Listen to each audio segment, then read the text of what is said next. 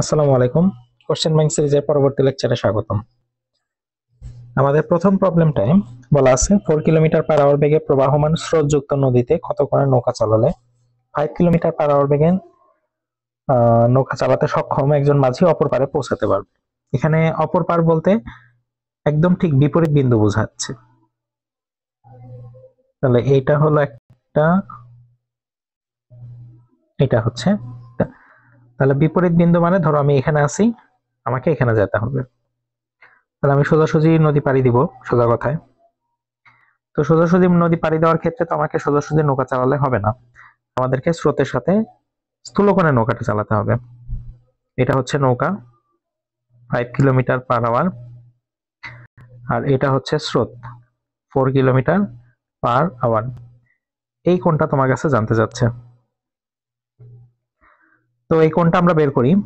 তো এখানে দেখো, স্রোতের বেগ নৌকার বেগ যাই হোক, লব্ধিটা হবে সোজাসুজি। তো এই যে লব্ধিটা এই স্রোতের দিকের সাথে 90 ডিগ্রি কোণ উৎপন্ন করে। অর্থাৎ আমি যদি লিখি এখানে ইউটা ধরো স্রোত, দুঃখিত, ইউটা ধরো, ভিটা ধরো স্রোত, আর ইউটা ধরো নৌকা। তাহলে ডাব্লু এবং ভি এর মধ্যবর্তী কোণ এটা হবে 90, ইউ এবং ভি এর মধ্যবর্তী কোণ এটা হবে আলফা, আর ভি এবং ভি এর মধ্যবর্তী কোণ হবে 0। এটা দিয়ে আমরা লম্বাংশ সূত্র ফেলব। লম্বাংশ সূত্র কোন দিকে নিব? স্রোতের দিকে লম্বাংশ নিব। স্রোতের দিকে লম্বাংশ নিয়ে, স্রোতের দিকে যদি লম্বাংশ নেই, তো দেখো স্রোতের দিকে ডাব্লু এর কোসাইন ইকুয়াল টু হবে স্রোতের দিকে স্রোতের কোসাইন আর স্রোতের দিকে নৌকার কোসাইন। তো ডাব্লু এর কোসাইন হচ্ছে 90, স্রোতের দিকে স্রোতের কোসাইন হলো 0, অর্থাৎ কত ডিগ্রি কোণ সেটা। আর ইউ এর মানে এখানে তোমার 5 কিলোমিটার পার আওয়ারের মধ্যবর্তী কোণ হবে হচ্ছে আলফা। তো cos 90 এর মান তো 0, এটা হবে 4, এখানে হবে 5 cos আলফা। তাহলে cos আলফা সমান হবে -4/5। তাহলে আলফা সমান হবে cos ইনভার্স -4/5। এটা মানে আমি বের করে রাখছিলাম 143.1301 ডিগ্রি। আমাদের ডি নাম্বারটা অ্যান্সার হবে। আশা করি বুঝতে পারছো। তো এটা শর্টকাট মনে রাখবা, এটা যেহেতু অ্যাডমিশন কোশ্চেন। তো শর্টকাটটা হচ্ছে কি, সোজাসুজি নদী পাড়ি দিলে, সোজাসুজি নদী পার হলে আলফা হবে cos ইনভার্স মাইনাস স্রোতের বেগ বাই নৌকার বেগ, স্রোতের বেগ বাই নৌকার বেগ। আমি তোমাদের বোঝার সুবিধার্থে এত বড় করে লিখলাম, বাট এই শর্টকাটটা হচ্ছে এটা। তো দেখো আমাদের cos ইনভার্স -4/5 হওয়ার কথা ছিল সূত্র অনুযায়ী, তো এটাই দেখো আসছে। তো আশা করি এটা বুঝতে পারছো।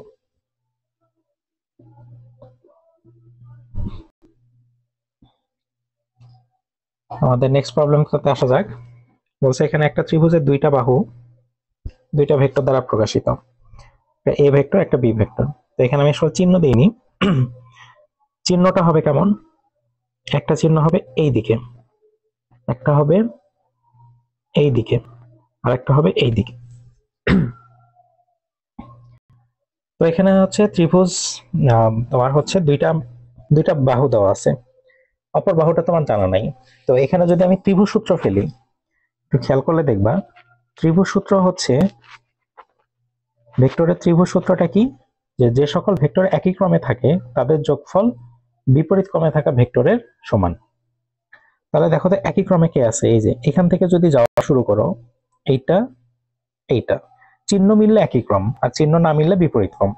তাহলে তুমি এখান থেকে যে এখানে গেছো, যাওয়ার পরে দেখো তো তুমি এদিকে যাইতে চাও, সেটা সি এর সাথে দিক মিলছে না? মিলছে, কিন্তু এই যে সি এর সাথে এটা এদিকে ছিল, তাহলে এ এবং সি একই ক্রমে আছে, সেই হিসাবে বিটা কিন্তু বিপরীত ক্রমে। তুমি দেখো এদিক থেকে এদিকে যদি যাও, তুমি কিন্তু সি এর দিকে আসতে পারবা না, কারণ সি এর ডিরেকশন তো উল্টা দিকে আছে। তাহলে বি ও সি একই ক্রমে নাই, একই ক্রমে আছে কারা? এ এবং সি। বিপরীত ক্রমে আছে কে? বি। তাহলে আমি বলতে পারি এ আর সি এর যোগফলটা হচ্ছে বি, যে বিপরীতে থাকবে সে হচ্ছে লব্ধি।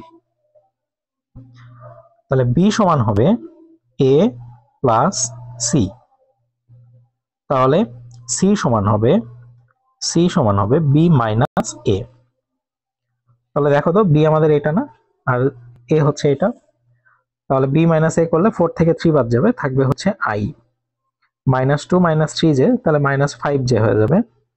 আর 3 থেকে -2 মাইনাস +2 হয়ে যাবে, তাহলে এটা হয়ে যাবে 5k। আশা করি এটা বুঝতে পারছো। তো এখন হচ্ছে তোমার ত্রিভুজের 3টা বাহু আছে, তুমি প্রতিটা প্রতি দুই বাহুর মধ্যবর্তী কোণ কিন্তু নির্ণয় করতে পারবা। আমরা কোণ নির্ণয় সূত্র কি জানি? থিটা ইকুয়াল টু হচ্ছে cos inverse a dot b divided by a এর মান ইনটু b এর মান। এটা হচ্ছে কোণ নির্ণয় সূত্র। আমরা এখানে a b c তিনটার মানই বের করে ফেলি। এর মান হবে √3² প্লাস, মান নির্ণয় করা আশা করি তোমরা জানো এখন। তাহলে 9 9 18 4 22, তাহলে এটা হবে √22। b এর মান হবে 16 4 9, 9 আর 4 13, 16 13 29। আর সি এর মান হবে, মান নির্ণয় সময় আমরা ভেক্টর চিহ্ন দিই না, তাহলে এটা হবে 1 প্লাস 25 প্লাস 25, তাহলে 50 51। তিনটা মান পাওয়া গেল। এখন ধরো θ1 বের করতে চাই আমি ধরো θ1 বের করতে চাই, তাহলে বি আর সি এর মধ্যেকার কোণ বের করতে বলতেছে।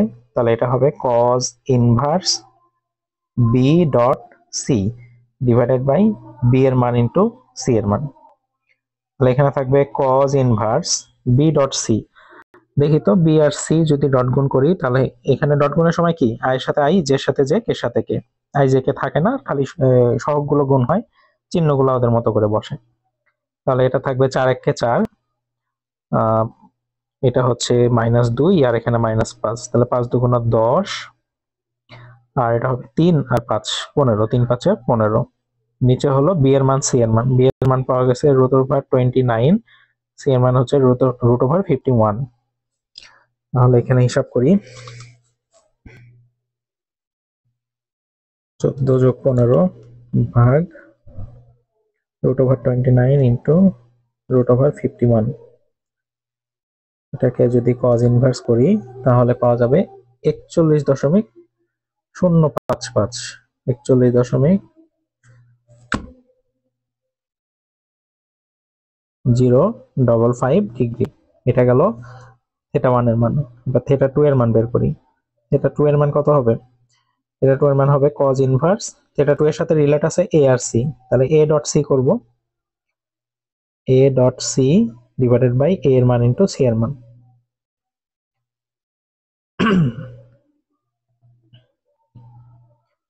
তাহলে এখানে θ2 সমান হবে cos inverse a dot c, এর সাথে c এর যদি গুণ করি তাহলে i এর শক 3 1 কে 3, তারপরে হচ্ছে -15, তারপরে হলো -10, আর নিচে হচ্ছে 9, দুঃখিত আমাদের তো এর মান বের করাই আছে,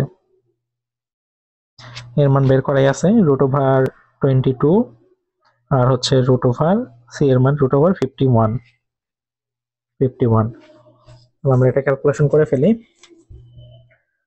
15 10 25, 25 থেকে 3 বাদ দিলে হচ্ছে 22, তাহলে -22 ভাগ √22 ইন্টু √51।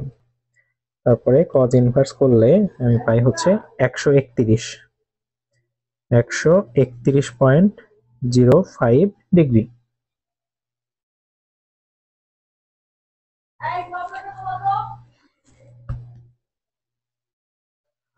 তো এখানে দেখো, এখানে একটা ঝামেলা আছে। ঝামেলাটা কি? এটা কিন্তু আসলে θ2 না, এটা আসলে θ2 না। কারণ কি দেখো, এখানে এটা কোন দিকে যাচ্ছে? এইদিকে, আর সিটা কোন দিকে যাচ্ছে? এইদিকে।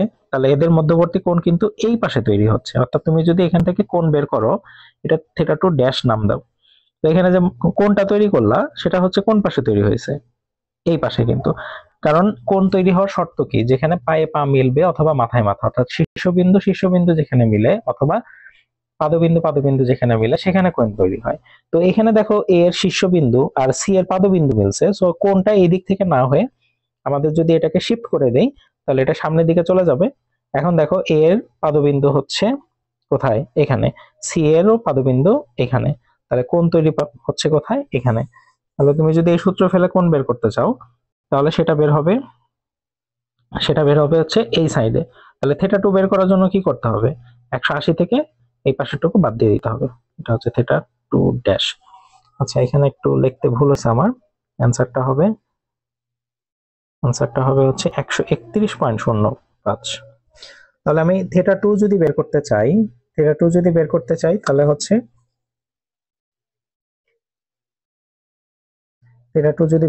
তাহলে 180 থেকে অ্যান্সারটা বাদ দিয়ে দিব। এখানে পাবো হচ্ছে 48.94 ডিগ্রি। এখন আসো থিটা 3 এর মান কি, ত্রিভুজের একটা 3 কোণের সমষ্টি 180 থেকে ওই দুজনের যোগফলকে বাদ দিয়ে দাও। এখানে হবে 05 যোগ হচ্ছে 48.94, তাহলে এটা হবে 41.05। তাহলে 180 থেকে এটা 90 হয়, তো এটা 90 হয়ে যাবে। এখন তুমি বলতে পারো যে এটা তো আমরা দেখে বুঝতে পারতেছি, তো এখন আসলে প্রশ্নে যেগুলো দেওয়া থাকে সেগুলো নর্মালি হচ্ছে অ্যাকুরেট আঁকানো থাকে না, তো ওই প্রশ্নের চেহারা দেখে বলে দিবা 90, এটা কিন্তু করা যাবে না, তোমাকে অবশ্যই বের করে দেখাতে হবে। তো এটা আমাদের অ্যান্সার হবে, আশা করি বুঝতে পারছো।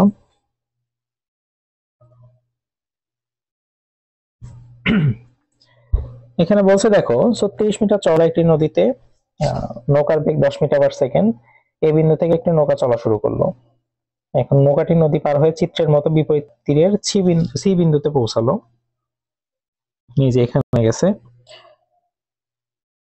স্রোতের বেগ 3 মিটার পার সেকেন্ড, আর হলে বিসি এর দূরত্ব নির্ণয় করতে বলছে, এই যে এই দূরত্বটা নির্ণয় করতে বলছে। আচ্ছা, এছাড়া স্রোতের সাথে কত করে রওনা দিলে নৌকাটি সরাসরি বি বিন্দুতে পৌঁছাবে। আচ্ছা, আমরা আগে প্রথম প্রশ্নের আনসারটা করি, যে এখানে আসলে নৌকাটি বিসি দূরত্ব বের করতে বলছে।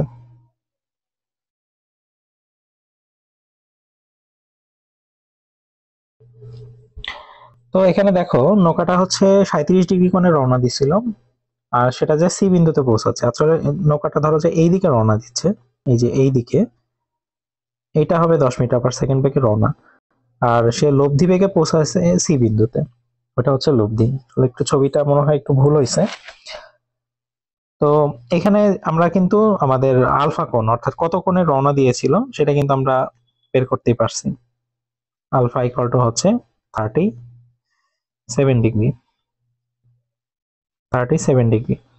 এত কোণে রওনা দিছে। তো এখানে দেখো বিসি দূরত্বটা বের করতে বলছে। বিসি দূরত্বটা হচ্ছে এক্স, মানে অনুভূমিক সরণ। তো অনুভূমিক সরণ বের করার সূত্রটা হচ্ছে V plus U cos alpha into D divided by U sine alpha, যেখানে ইউটা হচ্ছে আমাদের নৌকার বেগ আর ভিটা হচ্ছে স্রোতের বেগ। এগুলো তোমরা অলরেডি পড়ছো, সো আমি এখানে আর ব্যাখ্যা করতেছি না। তো এখানে ভিটা হচ্ছে তোমার স্রোতের বেগ 3 মিটার পার সেকেন্ড দেওয়া আছে, 3। ইউটা হচ্ছে 10 মিটার পার সেকেন্ড। কজ আলফার মান হচ্ছে 37। ডি এটা হচ্ছে নদীর প্রস্থ। নদীর প্রস্থ মনে হয় আমাদের এখানে দেওয়া নাই, নাকি আছে? তো হ্যাঁ আছে, এটা 36 মিটার, তাহলে এটা 36 হলো। এখানে ইউটা হচ্ছে কত, নৌকার বেগ 10 সাইন 37, একটু ক্যালকুলেশন করলে আমরা অনুভূমিক সরণটা পেয়ে যাব। আমরা ক্যালকুলেশন করা যাক। সত্যি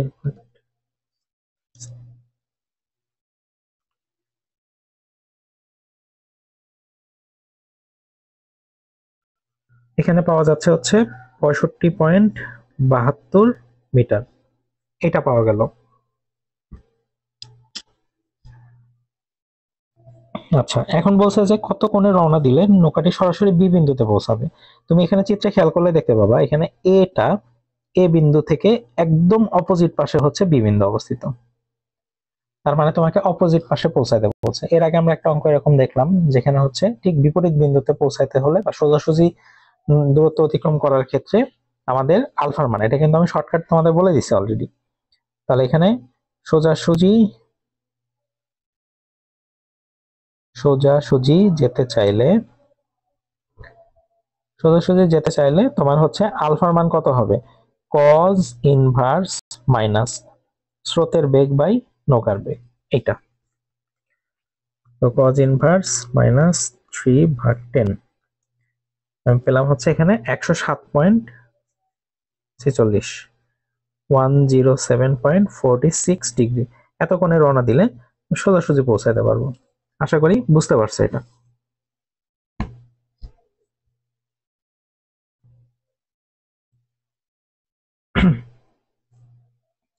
আমাদের পরবর্তী প্রবলেমে দেখো, একটি ভেক্টর এ 30 ডিগ্রি কোণে ধনাত্মক এক্স অক্ষের দিকে ক্রিয়ারত, আর অপর একটি ভেক্টর বি ঋণাত্মক ওয়াই অক্ষের দিকে ক্রিয়ারত।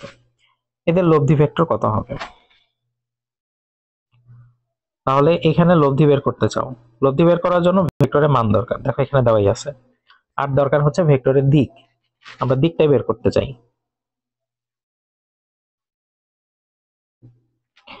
তো এখানে দেখো এ ভেক্টর এক্স অক্ষের সাথে 30 ডিগ্রি কোণে, ধনাত্মক এক্স অক্ষের। এটা হচ্ছে এ এক্স অক্ষের সাথে 30 ডিগ্রি কোণে, আর বি অপর একটি ভেক্টর ঋণাত্মক ওয়াই অক্ষের দিকে ক্রিয়ারত। এদিকে হচ্ছে বি ভেক্টর কাজ করতেছে, এটা ঋণাত্মক ওয়াই অক্ষ। আমাদের ওয়াই অক্ষ পজিটিভ হচ্ছে উপরে আর নেগেটিভ হচ্ছে নিচে। এখন এ ও বি এর মান দেওয়া আছে, তাহলে এদের লব্ধি ভেক্টর কত হবে? তো এইটুকু কোণ হচ্ছে 90, আর তারপরে হচ্ছে 30, তাহলে 90 প্লাস 30 এটা হচ্ছে তোমার 120 ডিগ্রি। আমরা লব্ধি বের করি। লব্ধি আর ইকুয়াল টু কত হবে? P square plus Q square plus 2p Q into cos মধ্যবর্তী কোণ 120 ডিগ্রি, তার উপরে রুট।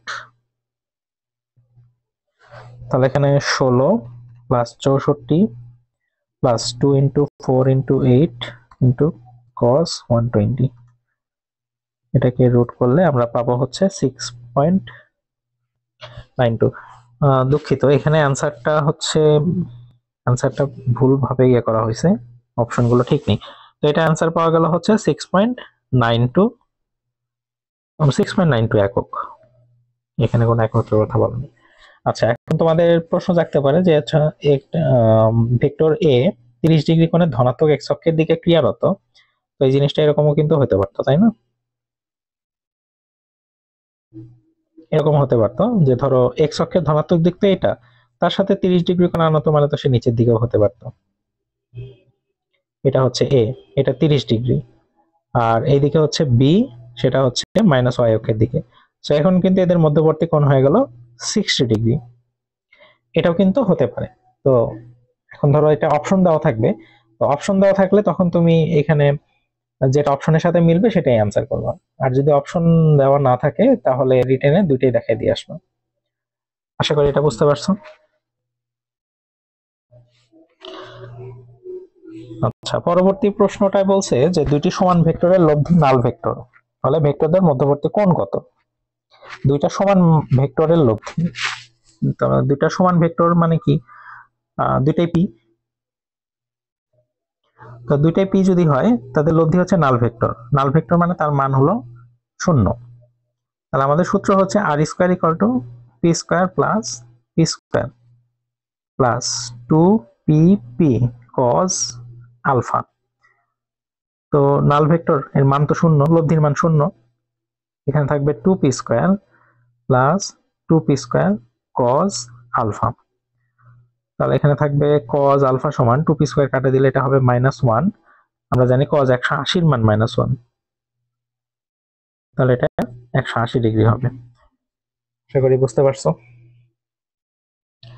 আর এটাকে হচ্ছে জাস্ট সিম্পলি যদি চিন্তা করো, এটা এত ক্যালকুলেশন করতে চাও না। ধরো দুইটা ভেক্টরের লব্ধি কখন 0 হতে পারে? তাদের মান সমান দুইটা ভেক্টরের লব্ধি কি হইতে হবে? শূন্য হইতে হবে। এটাই তো বলছে সমান ভেক্টর।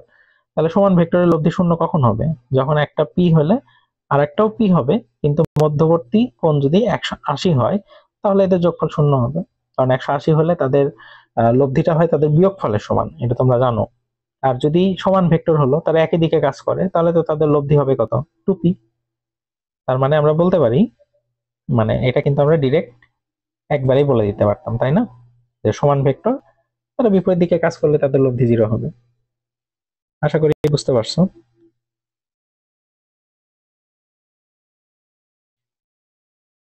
আচ্ছা, বলছে এক্স ওয়াই সমতলে একটি ভেক্টর এক্স অক্ষের সাথে 130 ডিগ্রি কোণ উৎপন্ন করে, আর ভেক্টরটি ঋণাত্মক ওয়াই অক্ষের সাথে কত কোণ উৎপন্ন করে?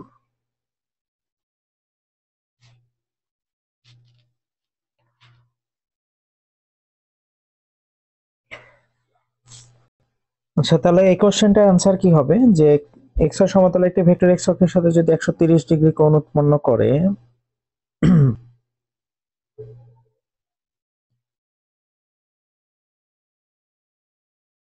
এটা এক্স অক্ষ, এক্স অক্ষের সাথে এটা 130 ডিগ্রি কোণ উৎপন্ন করে, তাহলে এইটুকু কোণ কত?